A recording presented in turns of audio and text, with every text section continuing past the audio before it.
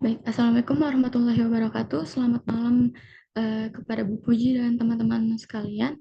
Kami dari kelompok 1 di sini kami akan membahas chapter 13 terkait break-even analysis.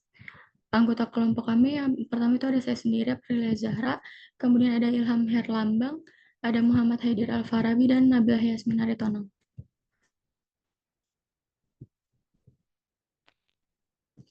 Selanjutnya di sini ada sumber jurnal dari Joy Tepangemanan terkait analisis perencanaan laba perusahaan dengan penerapan BEP pada PT Harisma Sentosa Manado. Daftar materinya sendiri, yang pertama ada pendahuluan, kemudian tinjauan pustaka, hasil penelitian dan pembahasan, kemudian ada kesimpulan dan saran.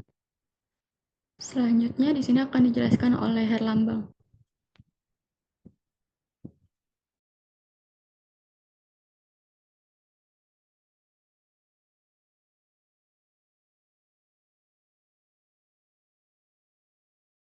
Baik, slide selanjutnya adalah latar belakang.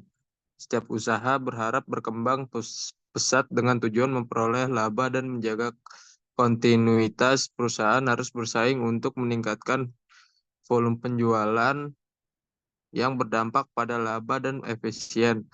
Keberhasilan perusahaan ditentukan oleh kemampuan manajer dalam mengelola. Ukuran keberhasilan manajer dilihat dari laba yang dihasilkan. Manajer harus mampu melihat peluang dan kemungkinan di masa depan, baik jangka pendek maupun panjang. Keberhasilan manajemen perusahaan sering dinilai dari laba yang diperoleh, yang dipengaruhi oleh harga jual, biaya, dan volume penjualan. Ketiga faktor ini saling terkait. Biaya menentukan harga jual, yang mempengaruhi volume penjualan, sedangkan penjualan mempengaruhi volume produksi dan biaya. Oleh karena itu, hubungan antara biaya, volume, dan laba sangat penting dalam perencanaan analisis break-even point atau BEP. Mempelajari hubungan antara biaya total, laba, dan volume penjualan, analisis ini memberikan informasi tentang margin of safety yang menunjukkan seberapa besar penurunan penjualan yang dapat terjadi tanpa menyebabkan kerugian. BEP juga membantu menentukan seberapa jauh penjualan bisa turun agar industri tetap tidak merugi. Margin of safety dinyatakan dalam presentasi atau rasio antara penjualan yang dianggarkan dengan volume penjualan pada tingkat impas. Perusahaan mencapai impas ketika penjualan cukup menutupi biaya produksi. Dalam analisis break-even point, biaya dibagi menjadi biaya tetap dan variabel. Analisis ini membantu manajemen dalam perencanaan penjualan dan laba. PT Harisma Sentosa Manado, sub-dealer mobil Daihatsu, perlu menetapkan volume penjualan untuk mencapai target laba dan menutupi total biaya atau break-even point dengan menggunakan konsep BEP dalam pencapaian laba. Bisa di next. Selanjutnya, tujuan penelitian dibagi menjadi dua, yaitu volume peningkatan laba yang dicapai PT Harisma Sentosa Manado pada periode 2013 sampai 2015. Yang kedua, perencanaan laba perusahaan dengan penerapan BEP pada PT Harisma Sentosa, baik BEP rupiah maupun BEP per unit. Bisa di next. Ya, slide selanjutnya dilanjutkan oleh rekan saya. Baik, yang selanjutnya di sini ada tinjauan pustaka. Yang pertama di sini ada analisis BEP. Ini merupakan suatu keadaan di mana perusahaan beroperasi dengan kondisi tidak memperoleh pendapatan atau laba dan tidak juga mengalami kerugian, atau dengan kata lain penerimaan sama dengan biaya, atau total revenue sama dengan total cost. Tujuan BEP di sini yang pertama ada mendesain spesifikasi produk.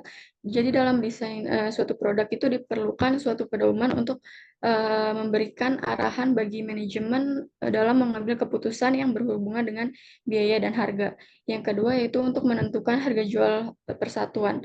Jadi penentuan harga jual persatuan ini sangat penting agar harga jual dapat diterima oleh pelanggan.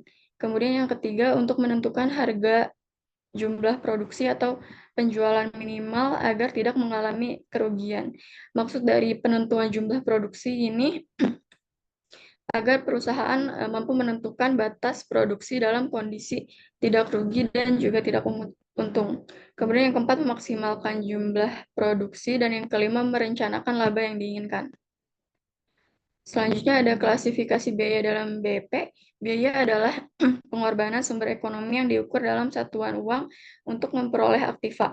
Di sini biaya dibagi menjadi dua. Yang pertama ada biaya tetap, merupakan biaya yang secara total tidak mengalami perubahan walaupun ada perubahan volume produksi atau penjualan. Kemudian ada biaya variabel, merupakan biaya yang secara total berubah-ubah sesuai dengan perubahan volume produksi dan penjualan. Di sini ada rumus untuk menghitung BP. Yang pertama ada atas dasar nilai uang. Di sini BP sama dengan FC dibagi 1 dikurang VC per S. Kemudian yang kedua di sini ada atas dasar unit, yaitu BP sama dengan FC dibagi P dikurang VC dengan keterangan sebagai berikut. FC itu merupakan biaya tetap, VC merupakan biaya variabel per unit, P merupakan harga jual per unit, S merupakan penjualan. Kemudian di sini ada margin of safety. Margin of safety merupakan besaran pengurangan maksimum jumlah produksi atau penjualan dari yang dianggarkan agar perusahaan tidak sampai menderita kerugian. Di sini ada rumusnya, yaitu total penjualan dikurang total titik impas dibagi total penjualan. Kemudian di sini ada margin kontribusi, merupakan selisih antara hasil penjualan setelah dikurangi biaya variabel. Jumlah margin kontribusi dapat digunakan untuk menutup biaya tetap dan membentuk laba. Di sini ada rumusnya, yaitu 1 dikurang biaya variabel per penjualan.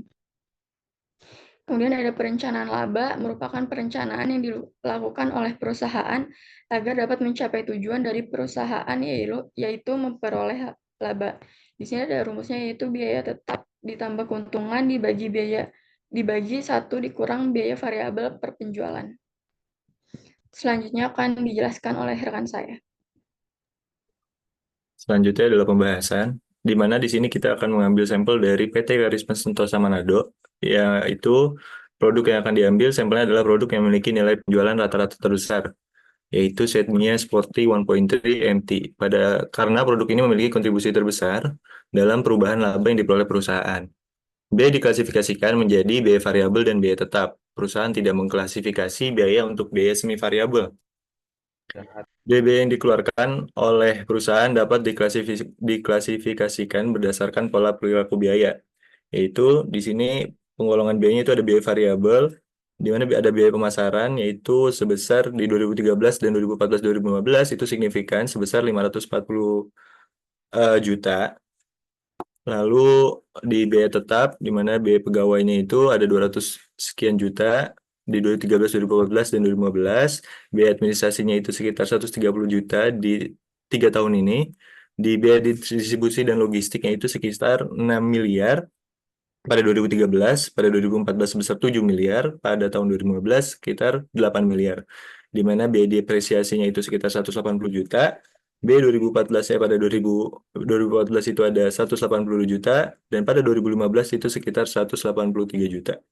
Di mana jumlah biaya tetapnya, jika ditotal itu adalah 7 miliar di tahun 2013, di tahun 2014 itu ada 8 miliar, dan di tahun 2015 itu sekitar 9 miliar. Boleh di next.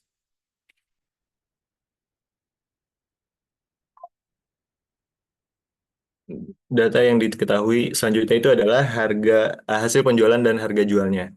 Di mana tabel ini menunjukkan total penjualan mobil Xenia Sporty 1.3 pada PT Karisma Sentosa Manado tahun 2023, yaitu sebesar 11 miliar pada tahun 2014, sebesar 12 miliar pada tahun 2015, dan sebesar 15 miliar pada tahun 2015. Di mana laba bersihnya itu merupakan pada tahun 2013 itu sekitar 3 miliar 600 sekian, di tahun 2014 itu meningkat menjadi 4 miliar, dan tahun 2015-nya sebesar 5 miliar. Boleh di next. Selanjutnya itu adalah analisis BP atas dasar nilai uang, yaitu rumusnya adalah fixed cost dibagi 1 dikurangi variable cost dibagi sales. di mana pada perhitungan tahun ini atas dasar nilai uang ya. Pada tahun 2013 BP-nya itu sekitar 1.462.536.679 miliar rupiah. Di tahun 2014 BP-nya itu sekitar 1.470.000.000 sekian. Dan di tahun 2015 BP-nya itu sekitar 1.352.000.000 sekian. Next. Nah, selanjutnya BEP atas dasar unit itu rumusnya fixed cost dibagi price per variable cost. Di mana tahun 2013 itu ada sekitar 45 unit totalnya. Dan di tahun 2014 itu ada sekitar 46 unit. Dan di tahun 2015 ada sekitar 44 unit. Next. Oh, sebentar sebelumnya. Nah, di sini hasil perhitungan break-even point bahwa diketahui bahwa untuk mencapai titik impas dalam penjualan mobil Xenia ini, pada tahun 2013 harus mampu menjual hasil produksinya sama dengan 1 miliar atau lebih dari penjualan tersebut. Dan pada tahun selanjutnya itu sekitar 1.470.000.000 atau lebih juga. Dan di tahun 2015 itu sekitar 1.352 sekian ataupun lebih boleh. Di mana hasil perhitungan ini menunjukkan bahwa pada tahun 2013 sampai 2015 perusahaan telah mampu mengoptimalkan kinerjanya dan mampu memperoleh penjualan dalam titik impas, bahkan perusahaan telah mampu memperoleh laba yang merupakan tujuan utama dari setiap perusahaan. Nah, boleh next. Selanjutnya, yang analisis margin of safety. Nah, analisis margin of safety ini menunjukkan berapa banyak penjualan yang boleh turun dari jumlah penjualan tertentu, di mana perusahaan belum menderita rugi atau dalam keadaan break even. Dengan kata lain, angka margin of safety ini memberikan petunjuk jumlah maksimum penurunan angka volume penjualan yang direncanakan yang tidak mengakibatkan kerugian. Rumusnya itu sama dengan total penjualan dikurangi penjualan titik impas dibagi total penjualan. Di mana tahun 2013 margin of safety PT ini itu sekitar 87%. Dan di tahun 2014 dengan total segini yaitu 89% dan di tahun 2015 itu sekitar 91%. Nah, hasil perhitungan margin of safety ini memberikan informasi berapa maksimum volume penjualan yang direncanakan tersebut boleh turun agar perusahaan tidak menderita rugi atau perusahaan tidak menderita rugi. Tahun 2013 penjualan maksimum boleh terjadi penurunan sebesar 87%. Di tahun 2014 penjualan maksimum boleh turun hingga 89%. Dan tahun 2015 penjualan maksimum boleh terjadi penurunan sebesar 91%. Nah, boleh di next. Rasio margin kontribusi di sini rumusnya itu biaya variabel dibagi satu dikurangi biaya variabel dibagi penjualan. Di mana margin kontribusi adalah penghasilan penjualan dikurangi dengan biaya variabel. Jika jumlah margin kontribusi tersebut lebih besar dari jumlah biaya tetap, maka perusahaan akan memperoleh laba dan sebaliknya, perusahaan akan mengalami kerugian jika margin kontribusi yang diperoleh lebih kecil dari biaya tetap atau perusahaan akan mengalami break even point jika margin kontribusi itu sama dengan biaya tetap. Nah, di sini di tahun 2013 margin kontribusinya itu sekitar 0,5%. Di tahun 2014 itu sekitar 0,4% dan di tahun 2015 itu sekitar 0,4% juga. Di mana hasil perhitungan rasio margin kontribusi tahun 2013 ini menunjukkan bahwa setiap satu perak penjualannya ini tersedia 0,5% yang dapat digunakan untuk menutupi biaya tetap dan laba. Di mana tahun 2013 itu kan sebesar 0,4%, itu berarti rasionya menunjukkan bahwa dalam setiap satu perak penjualan yang tersedia itu terdapat 0,4% yang dapat digunakan untuk menutupi biaya tetap dan laba. Dan di tahun 2015 itu kan sebesar 0,4%, yang artinya setiap satu perak penjualan tersedia 0,4% yang dapat digunakan untuk menutupi biaya tetap dan laba. Boleh next. Nah, perencanaan laba. Perencanaan laba ini kan merupakan perencanaan kerja yang telah diperhitungkan dengan cermat di mana implementasi keuangannya dalam bentuk proyeksi perhitungan laba rugi, neraca, kas, dan modal kerja untuk jangka panjang dan jangka pendek. Di mana sini perhitungannya rumusnya itu biaya tetap ditambah keuntungan dibagi 1 dikurangi biaya variabel penjualan, biaya variabel dibagi penjualan. Di mana di tahun 2013 itu hasilnya adalah 17.759 juta sekian. Dan di tahun 2014 itu terdapat perencanaan labanya sekitar 20 miliar 300 sekian, dan tahun 2015 itu sekitar 23 miliar sekian. Jadi laba yang diperoleh secara maksimal untuk mobil Xenia Sporty 1.3 ini tahun 2015 yang tadi sekitar 23 miliar, di mana tahun 2013 sampai 2015 ini penjualan mobil Xenia di atas titik impas. Dengan kata lain, PT Karisma Sentosa ini mampu memperoleh keuntungan, dan keuntungan ini bergerak cukup signifikan dari hasil penjualan. Dan hal tersebut berarti PT Karisma Sentosa Manado telah mampu merencanakan perolehan laba dengan sebaik mungkin. Go di next. Selanjutnya akan dijelaskan oleh teman-teman. Selanjutnya ada kesimpulan dan saran. Boleh di next. Oke.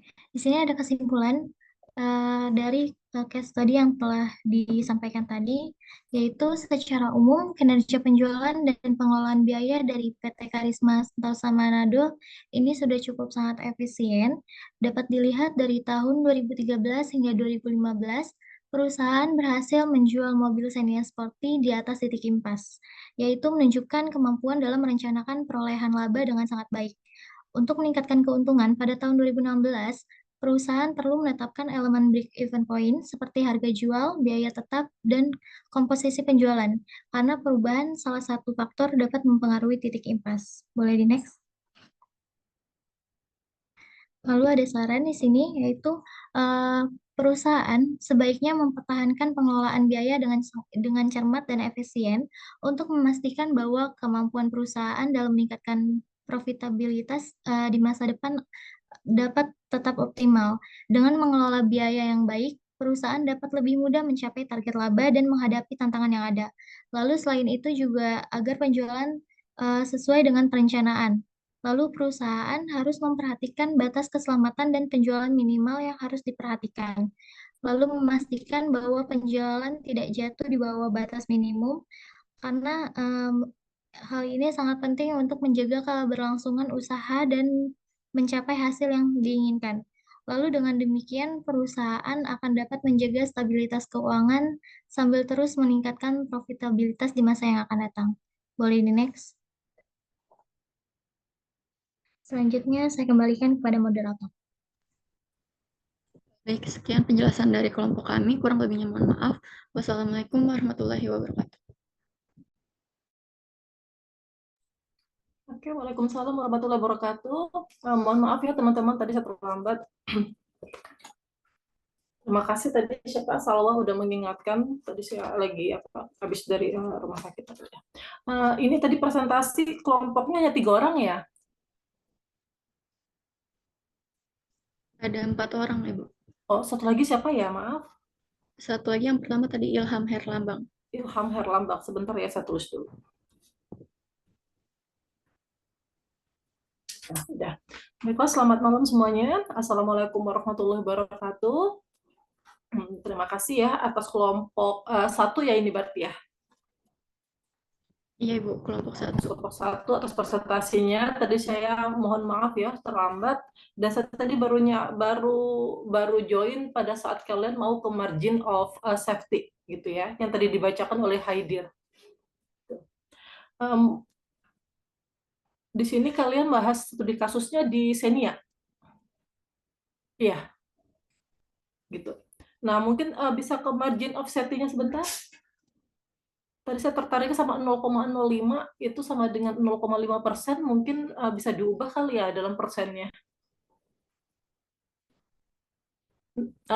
Bukan, ya satu lagi yang setelah ini yang ada 0,05 itu jadinya 0,5%. Nah ini. Oh, berarti saya di margin kontribusi, saya salah tadi margin of safety-nya udah enggak.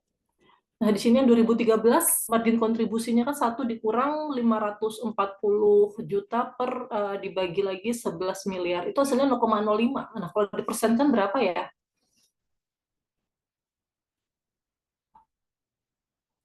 kayaknya selisih yang bisa ditahan untuk menutupinya terlalu kecil kalau 0,5%. Berapa persen? 0,05?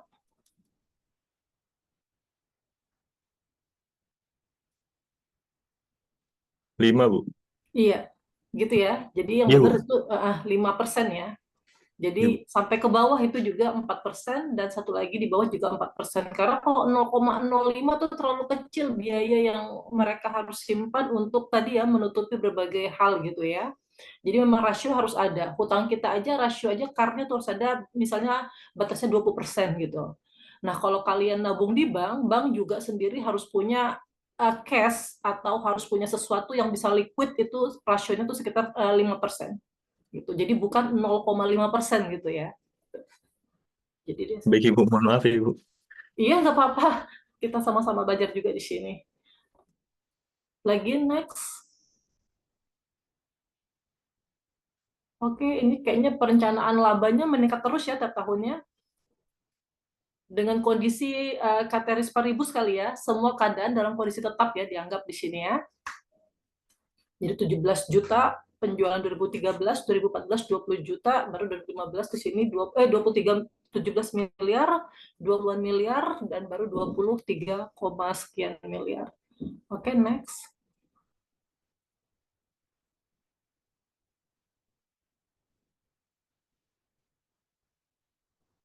Oke deh, di sini perhitungannya juga sudah ya bisa di atas tadi titik impas dan seterusnya. Baiklah, kalau dari saya itu aja. Mungkin dari teman-teman yang lain ada mau bertanya?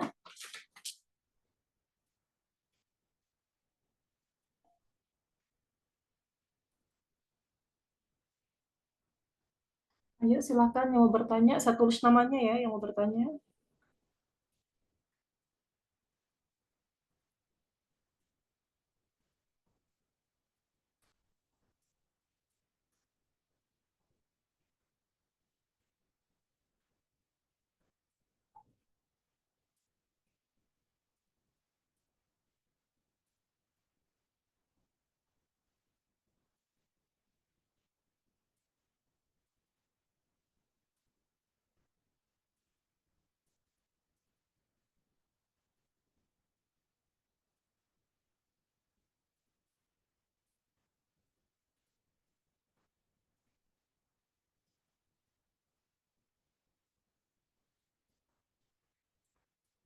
Oke, untuk kelompok satu seperti yang tidak ada yang bertanya, kayaknya udah jelas ini ya apa yang kalian sampaikan, teman-temannya mungkin udah jelas dan udah bisa memahami. Bisa kita lanjut aja ke kelompok berikutnya, Salwa atau gimana? Iya, boleh Bu langsung dilanjut ke kelompok 2. Oke, baiklah untuk kelompok satu, terima kasih atas presentasinya. Nah, selanjutnya ke kelompok 2, silakan untuk kalian melakukan presentasi.